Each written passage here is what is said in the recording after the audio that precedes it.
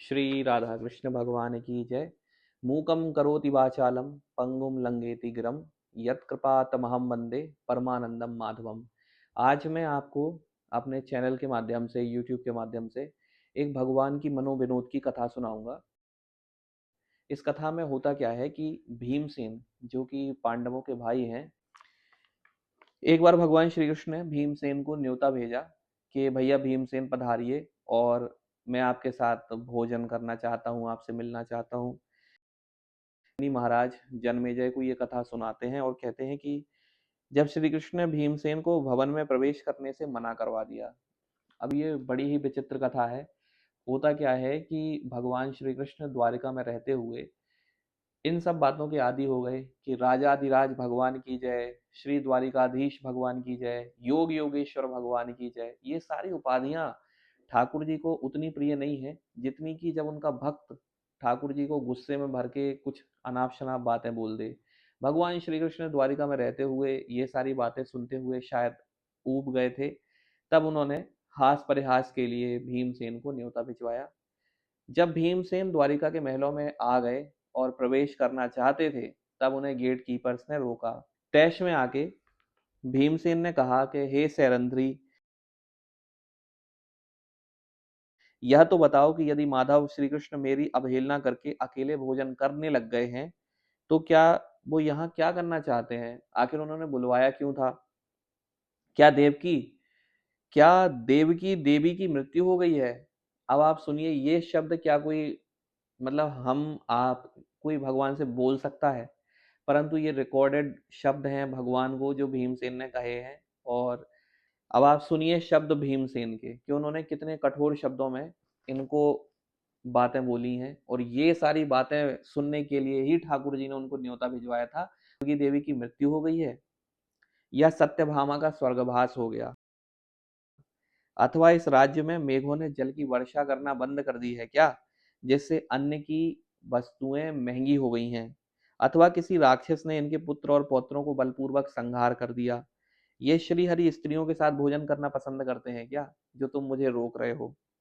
जैमिनी जी आगे कहते हैं कि हे जन्मेजय, भीमसेन ने ऐसा कहा ही था कि भगवान श्री कृष्ण ने और मजे लेने के लिए, उनके साथ कौतुक करने के लिए फेनिकाओं को चबाना आरंभ कर दिया, जिसके दबने से जोर जोर की आवाज आने लगी। और फिर श्री कृष्ण जी ने पापड़ खाने आरंभ कर दिए। उन पापड़ों को चबाने का स्वर होने लगा, उससे और भी जोर से शब्द हुआ। इसके बाद वे कढ़ी पीने लगे, जिसको घोंटने से गले में घट घट शब्द होने लगा। ये सारी लीला ठाकुर जी भीमसेन के साथ प्रेम के लिए, मनोविनोद के लिए कर रहे हैं। हम आपको याद रखना चाहिए कि ये भगवान और उनके भक्तों के बीच की लीलाएं हैं, इनको आम इंसान के चश्मे से कृपया ना देखना। तब भीमसेन उस शब्द को सुनकर हंसते हुए उनसे कहते हैं कि अरे, जो पहले सिर्फ मठा पीने के अभ्यासी थे, ये यादव जो सिर्फ मठा पीना जानते थे, वे आज समय ऐसा आ गया है कि औटाया हुआ दूध आदि पी रहे हैं। वाह, मैं उस दाई को भी नहीं जानता जिसने उनके गले को बढ़ा दिया।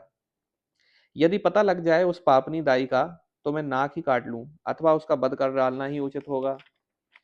ऐसा भीमसेन कहते हैं भगवान को प्रेम में।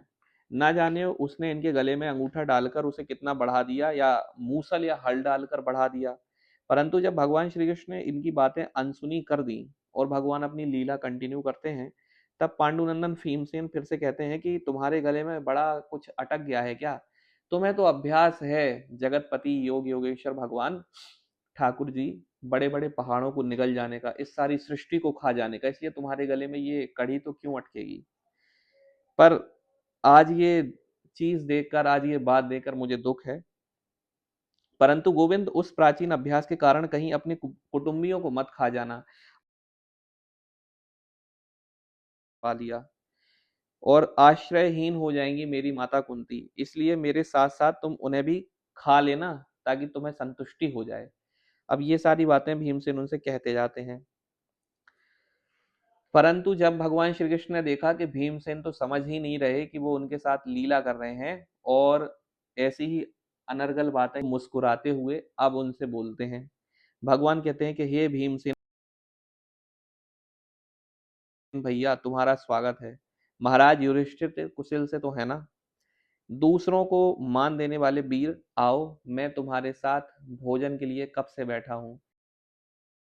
अरे ये तो मैं तुम्हारी परीक्षा, तुम्हारी लीला कर रहा था। यहाँ रहते-रहते मुझे ये सारी बातें सुनने का अभ्यास ही खत्म हो गया था। यहाँ के लोग मुझे राजाधिराज, योगीराज, योगेश्वर, परमात्मा श्री कृष्ण बड़ी-बड़ी उपाधियों से सम्मानित करते हैं और मैं ठहरा ग्वाला, मैं ठहरा मथुरा का, अपने नंदगाँव का एक छोटा-सा लाला। मुझे तो यही सारी बातें सुननी थी, इसलिए हे भीमसेन भैया, अपने मन में ये बातों का बुरा मत मानना और आओ, मैं तो कब से आज सुबह से ही आपके लिए भूखा बैठा हूँ। मैं आपकी राह देख रहा था कि आप जब आओगे तब भोजन हम दोनों साथ में करेंगे, इसलिए आओ, ये 56 पकवान रखे हैं। आपका मैं इंतज़ार कर रहा था, ये सारी रानियाँ भी आप ही का इंतज़ार कर रही हैं। आइए हम दोनों प्रेम से मिलकर भोजन करें। तो कैसी लगी आपको ये भगवान की लीला? और मुझे विश्वास है कि कोई भी इसमें नेगेटिव थॉट्स ना लाए।